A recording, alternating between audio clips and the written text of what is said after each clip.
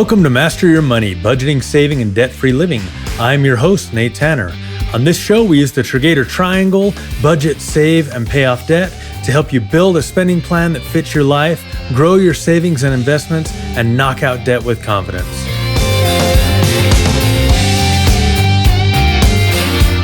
And today, we're hitting pause. Not to stop, but to reset.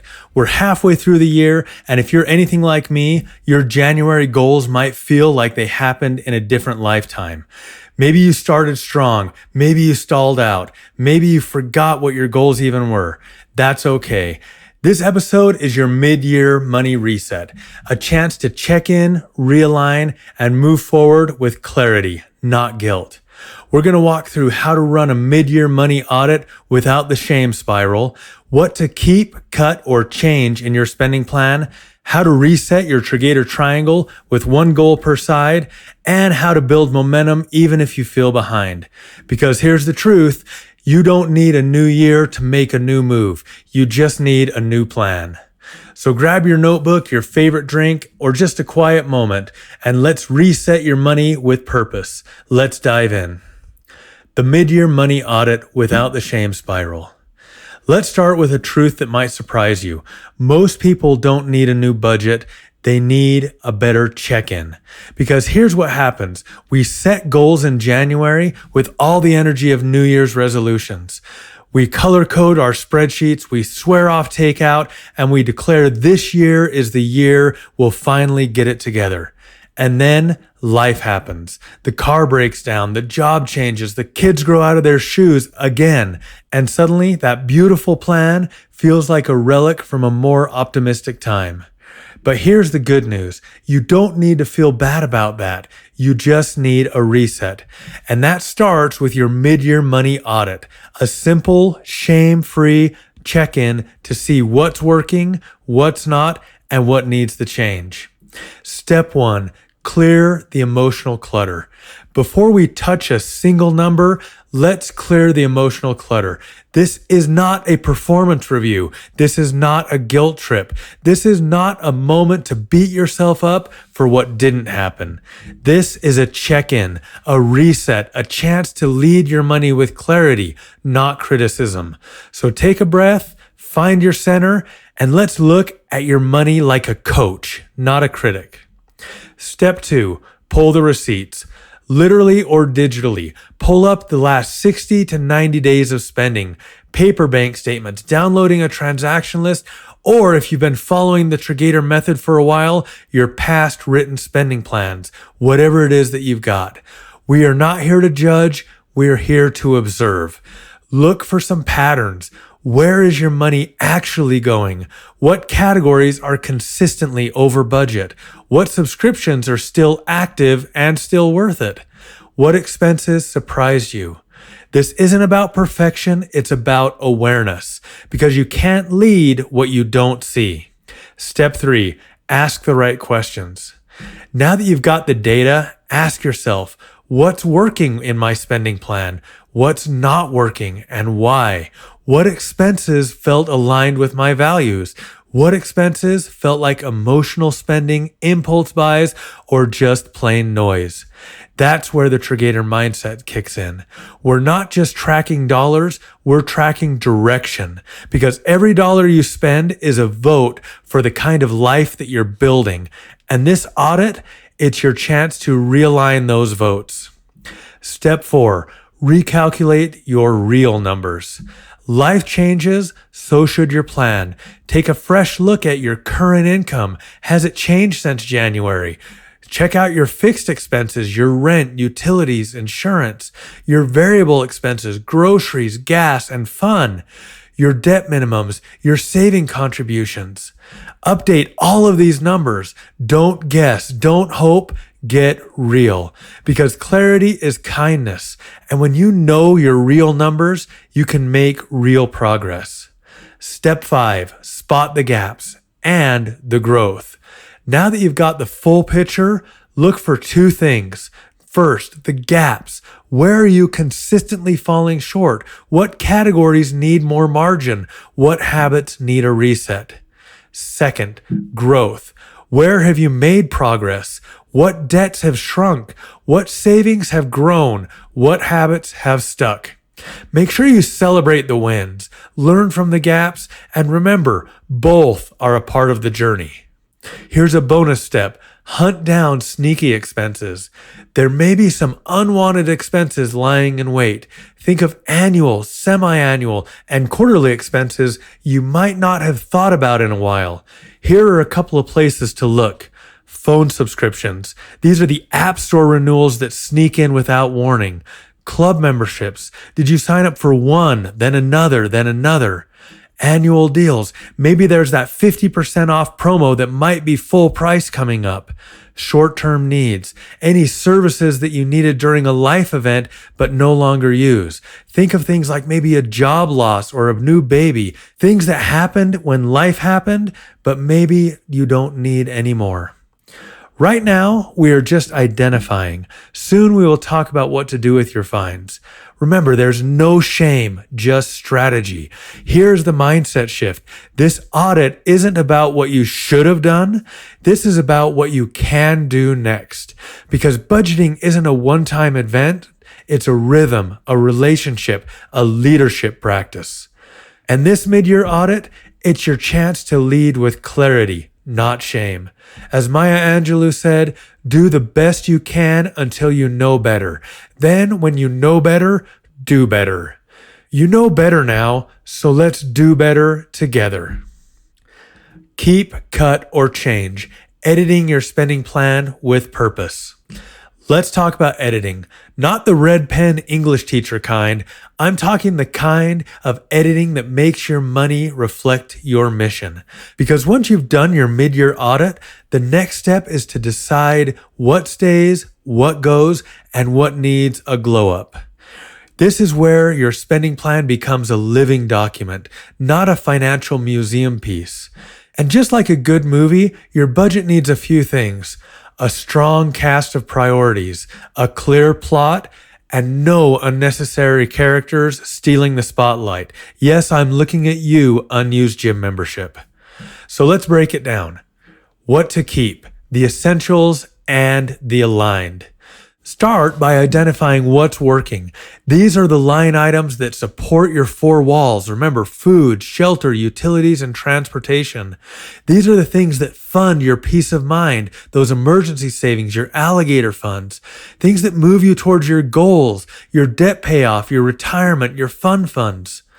And what actually brings you joy. Yes, joy is allowed. Ask yourself, does this expense reflect my values? Does it support my current season of life? Would you miss it if it were gone? If the answer is yes, then it probably should stay. These are your keepers. These things deserve a spot in your plan because they're pulling their weight. And don't forget to celebrate the habits you've built. If you've been consistently saving, paying off debt, or meal planning like a pro, keep that rhythm going. What to cut, the clutter, and the comparison. Now let's talk about the cuts. These are the expenses that you forgot you were paying for. You're only keeping out of guilt or habit. They don't align with your goals or values, or they were added during a different season and that season is now over. These things might include subscriptions that you don't use, auto renewals you forgot about, impulse buys that became routines, those treat yourself habits that turned into budget leaks. And here's the big one, comparison spending. And speaking of comparison spending, remember Hermione in Harry Potter and the Sorcerer's Stone? She said, "Now if you don't mind, I'm going to bed before either of you come up with another clever idea to get us killed, or worse, expelled." That's how dramatic our brains can get when we're trying to keep up with someone else's spending. If you're buying things to keep up with someone else's lifestyle, cut it. That's not budgeting, that's borrowing someone else's priorities. What to change? The misaligned and outdated. Some things don't need to be cut. They just need to be changed. These are expenses that still matter, but need a new approach, are too high for your current income, or could be optimized, renegotiated, or replaced. Here are some examples. If your grocery budget is consistently over, maybe it's time to meal plan a little differently, or to shop at a new store, looking for some deals. Is your phone bill too high? Call your provider and ask about discounts or switch to a lower cost carrier. Is your fund underfunded? Reallocate from a lower priority category. This is where you get to be creative, strategic, and intentional. Because changing your plan doesn't mean you failed, it means you're paying attention. The 3-bucket filler: keep, cut, and change. Here's a simple exercise to do with your spending plan. Print it out or pull it up on your screen. Go through it line by line and label each item: keep, cut, change. Tally up your cuts and changes, then reassign those dollars with your goals. This isn't about restriction, it's about realignment. Because your spending plan should reflect your current reality, not your January fantasy. A quick stat break. According to a 2024 study in Morning Consult, 62% of Americans say that their spending habits have changed significantly, but only 28% have updated their spending plan to reflect that. That's a gap. And this section, it's about how to close it. Ever watched a director's cut of a movie and thought, wow, that scene didn't need to be there? That's your spending plan. You're the director. You get to decide what scenes stay, what scenes get cut, and what ones need a rewrite.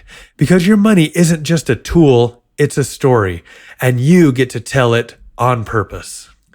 Editing your spending plan isn't about guilt, it's about growth. It's about making sure your money reflects your mission, not your momentum from 6 months ago. So take the time, make the edits, and give your dollars a script worth following. Because when you lead your money with clarity, it doesn't just behave, it builds.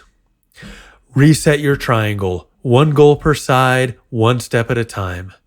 So you've done your audit, you've edited your plan, you've cleared the clutter and realigned your spending. Now it's time to rebuild your rhythm. And that starts with the Triggator Triangle. You know the 3 sides: budget, save, pay off debt.